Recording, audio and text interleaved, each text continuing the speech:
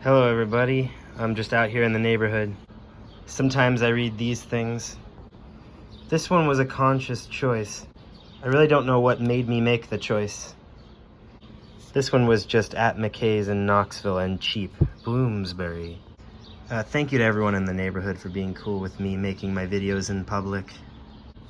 This one was another conscious choice, and it is the second most recent one I bought, and I got it because I was in a big Guided by Voices phase, and I happened to go to, which bookstore is it in Manhattan? In Brooklyn. I'm pretty sure it was Greenlight Bookstore on Fulton Street. Once I get through American Recordings, which is the only one of the book batch that I haven't read, maybe I'll do like a video about all four taken together, or maybe as my collection of these grows, I'll just document that in a video. Anything is possible. Anyway, these are obviously up my alley because of what size they are and what they're about. You know, this is kind of a too good to be true item.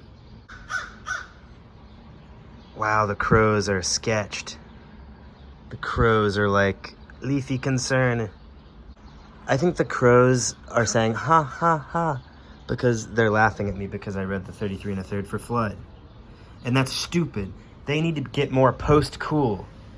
Anyway, I ordered this one off of the Sem Co-op website, Seminary Co-op, the bookstore in Hyde Park, Chicago. I like the blurb on every book in the series where they say, some people think liner notes just aren't enough. And that's a real feeling. Whether it should lead to these books, I don't know.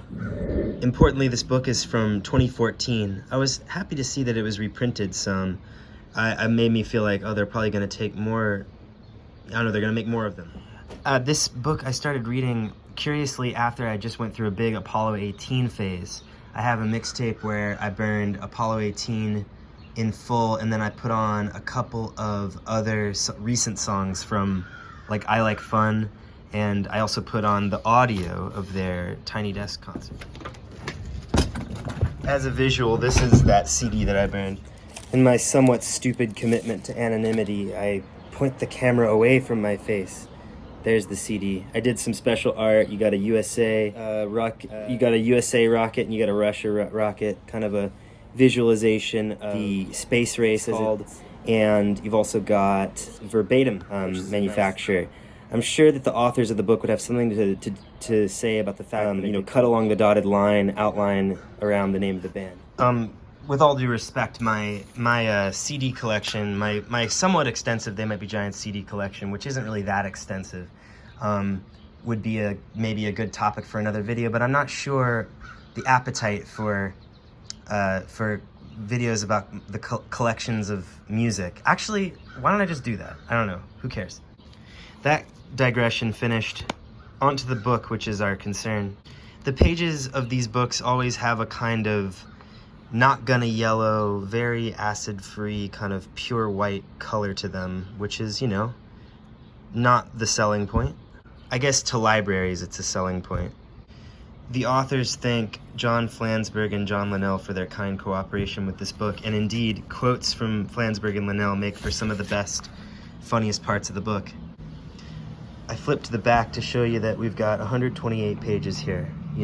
Another kind of book that I like, a short curio. So I read it, and as I said, the quotes from Flansburgh and Linnell are often the best things. Like regarding the Tiny Toon version of Particle Man, they say, Flansburgh personally observes, there's just something about being animated as a pig that leaves you coming back for less. Although Linnell tosses out, if the money were right, I'd consider a whole TV series. I think the direct quotes are good, as are the parts where the book synthesizes a bunch of interviews that it's collected. Like this interview in which John Flansburgh talks about what he likes about Van Halen, requesting no brown M&Ms. This book kind of made me want to listen to Primus. Surface level. I think I was less interested in the book talking about the word flood, and I was more interested in when it would talk about computer games. It would kind of abstractly talk about what popular computer games that came out around that time were like, and then it leaves it to you to make the connection, like, oh wow, that sounds a lot like what I think They Might Be Giants album does, or is supposed to do. Also, the early pages of the book where it talks about the band's origins in New York City and in Massachusetts and their childhood friends are illuminating and I think essential reading for any superfan, because that story is told just about as well as it could possibly be told here. Because I assume it's told with, They Might Be Giants' own approval, since they knew of the making of this book. They knew about it well enough to be quoted in it and be anxious about it. As a They Might Be Giants fan, I started as a Pink Album fan, then I moved to Lincoln. I tarried a long while on Lincoln, and then got into the Tiny Desk concert and Join Us. I saw them in concert and happened to like some songs off of I Like Fun the time I saw that. And basically I'm just trying to say, I've kind of tiptoed around Flood a lot. I recently got to it last year, and really finally dove into it for the first time and discovered the joy of We Wanna Rock and Women and Men and stuff like that. And this book does a good job of talking about how the form of those songs is oftentimes the message, which is kind of an Ashberyan thing that I feel like Ashbery is saying about himself in other traditions. This book that I'm reading by him that I may talk about soon.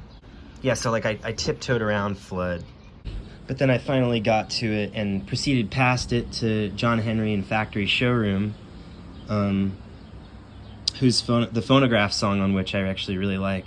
And so, going back to this book was kind of like going back to the album after I'd stopped thinking about it, even though this song Dead has been, I'm obsessed with it lately. I am obsessed with Dead.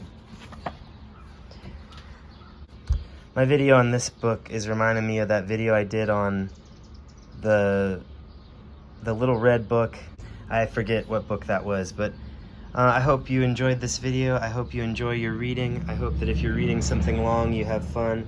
And I hope that if you're reading something short, you also enjoy it a lot, and have a good day. The back of this book led to me kind of chuckling at the book and feeling like it was going to be silly.